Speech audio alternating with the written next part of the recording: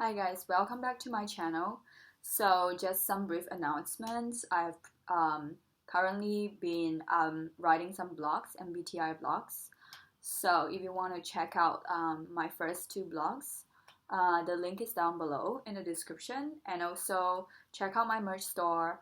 It is designed for personalities to express themselves, and I'm a huge believer in wearing your personality with pride. So definitely, check them out. Um, okay, so on to today's topic. I think today what I'm going to talk about is a little different from what I usually talk about. I mean, it is still related to MBTI, but it is a form of pep talk, and I want to use it as a form of encouragement for anyone who feels like you're not good at something, and it can be related to your studies or work, especially work. um, People who feel like, oh my god, why am I here, why am I so worthless, or why am I so bad at doing this thing or that thing. I'm here to tell you that we all have a natural strength in something, or natural strengths. I believe that sincerely. I believe that we all are here to do something.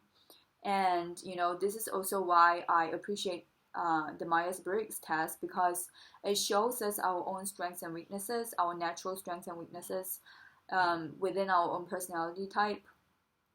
And it doesn't mean that you shouldn't work on your weaknesses, obviously, but society has this tendency to really put people in a box and to expect you to be good at everything. It's like, for example, if you are an ENFP and you have like this naturally, I guess, flighty tendencies, and then society will be criticizing you for, why are you not structured enough? But it's precisely because you are not structured that you are able to be so creative, that you are able to, think of ideas that other people have not thought of. And so if you really only think about the negative aspects of your personality, then you would never actually get to showcase who you really are and actually contribute to the world in a meaningful place using your strengths. And obviously, in the process of using your strengths, you can develop or get in touch with your weaker functions. But we would never, okay, we would never be able to be good at everything. That's just humanly impossible. And sadly, society has a way of really hammering down our self-esteem by, expecting us to be good at everything. Um, when really people have their own unique value to offer, and a lot of times at school and at work, we are kind of judged for not doing certain things well when it's our weakness, and we are not appreciated enough for our natural strengths, which I will touch on in a while, with two very tragic examples, actually.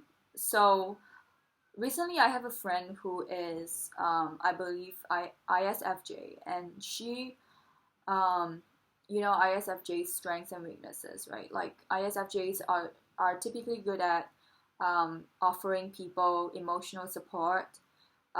They have a very nurturing personality, and she always makes me feel at ease, and she makes all her friends feel very loved and cared for. And thing that TE types are not good at, right? But unfortunately, so she went to kind of a financial career path, and that job did not appreciate her ISFJ strengths.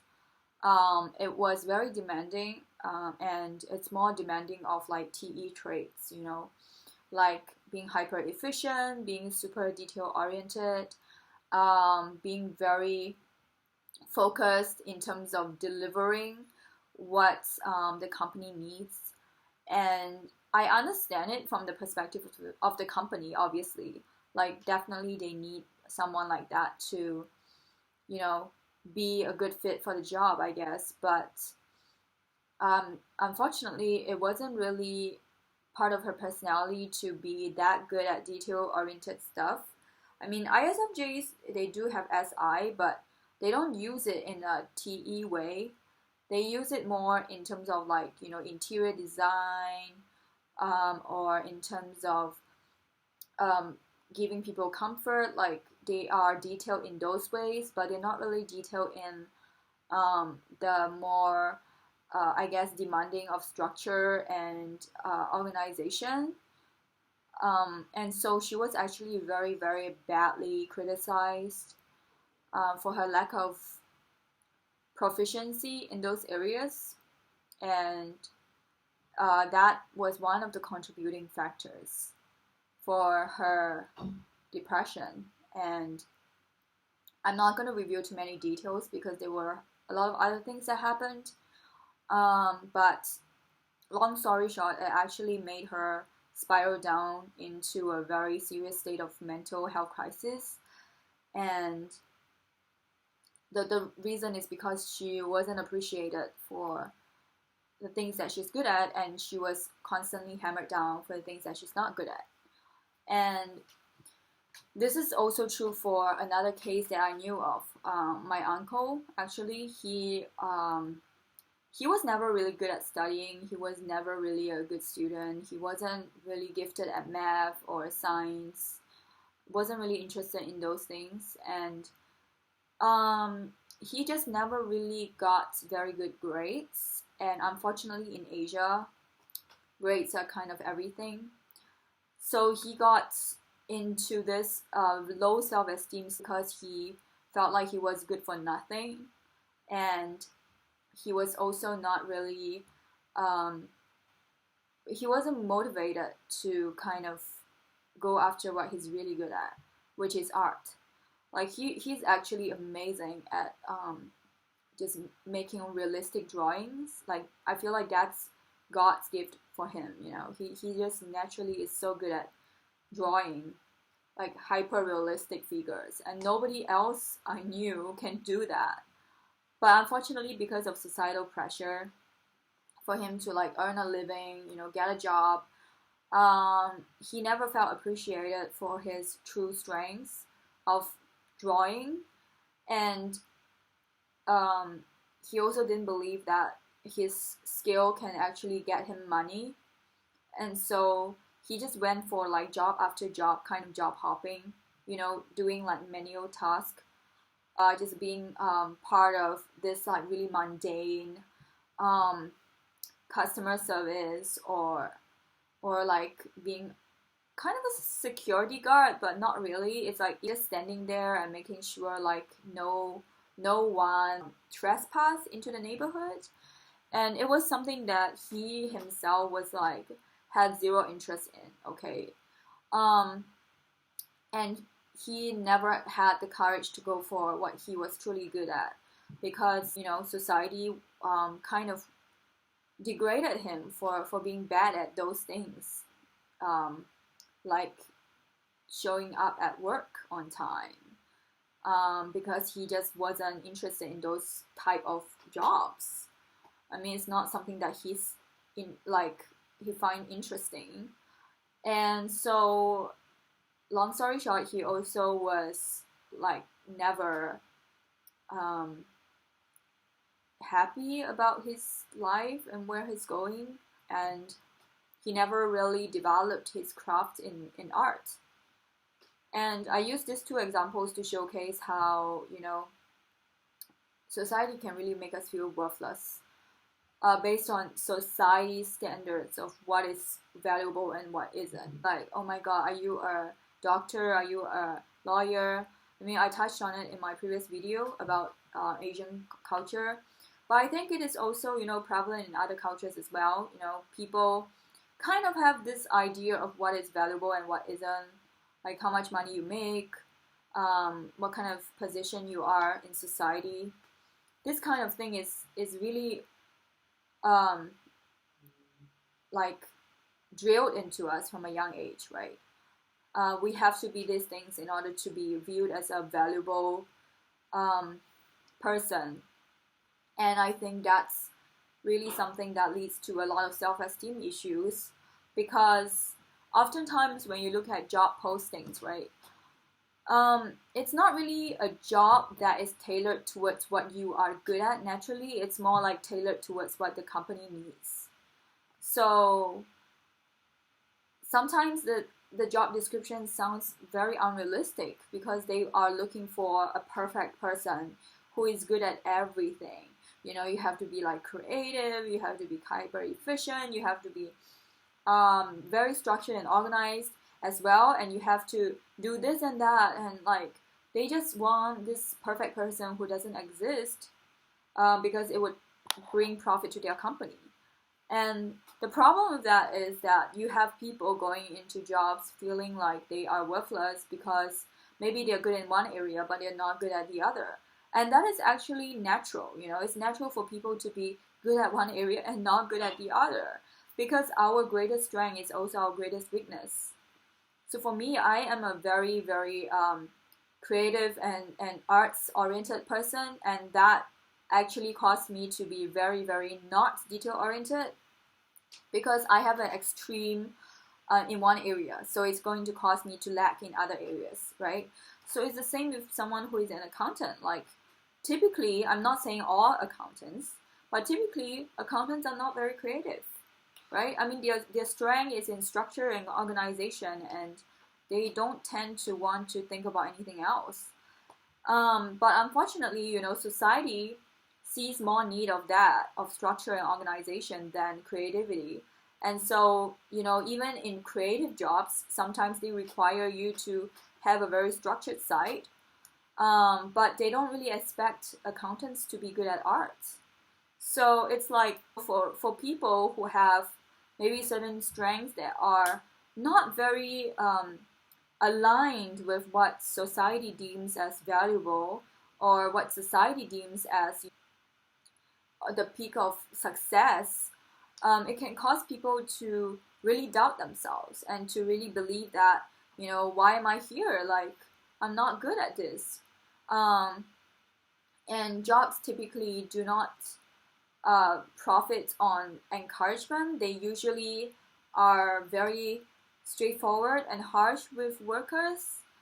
I mean, I don't think this is my only experience, because I have talked to many people in many different jobs, and it seems common that if they make a small mistake, they would get scolded.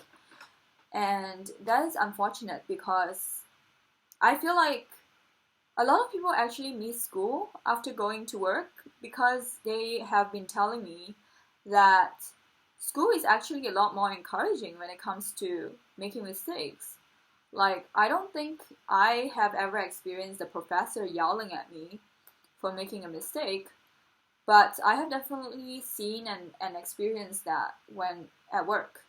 You know, I've seen other people getting yelled at, and I mean, I've experienced it myself. If someone is really unhappy about things that I did wrong, and that actually caused me to do even more things wrong, because my mindset is just like, I'm scared of like even submitting the next document, because I'm afraid like you're not going to be happy with it again.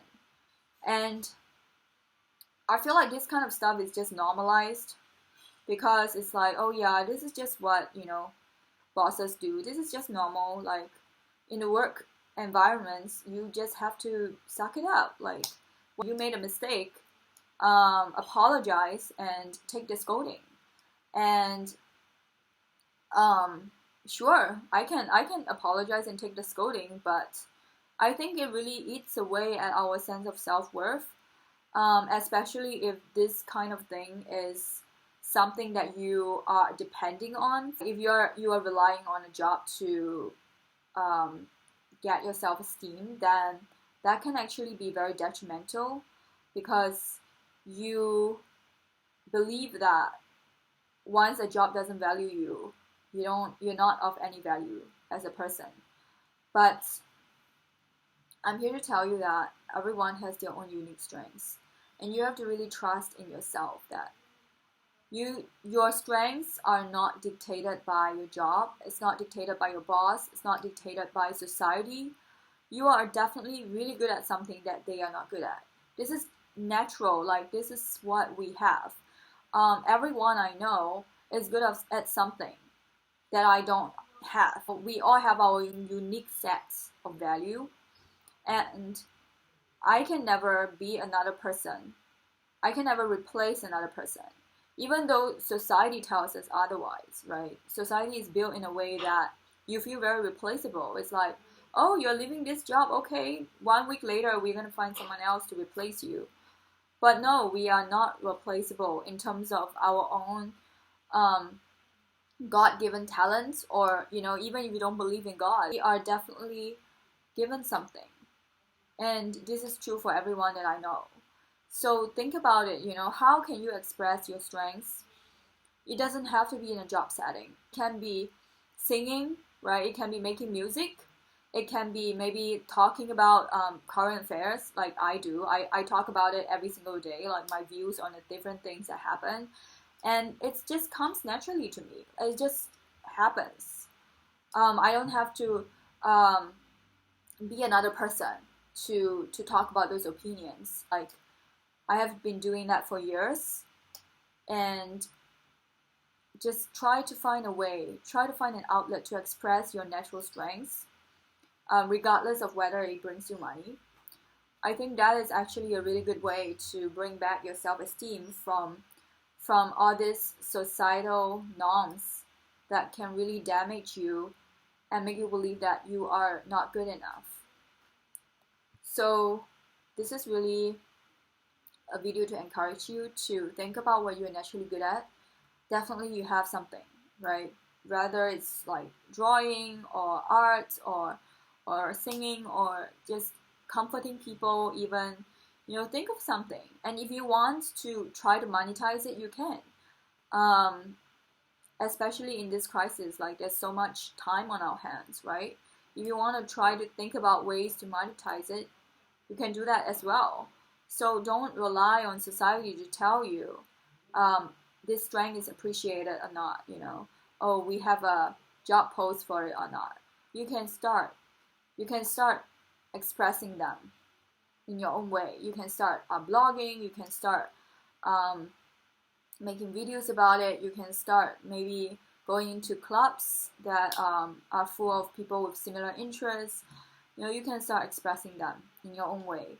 And I believe that eventually you would feel more fulfilled, and it may even be something that you can do full time. And I believe sincerely that we all have something within us that is better than anyone else, and not because we are better than anyone else, it's because we naturally have something within us that is a gift. So start finding that and expressing that today. I'll see you in the next video. Bye.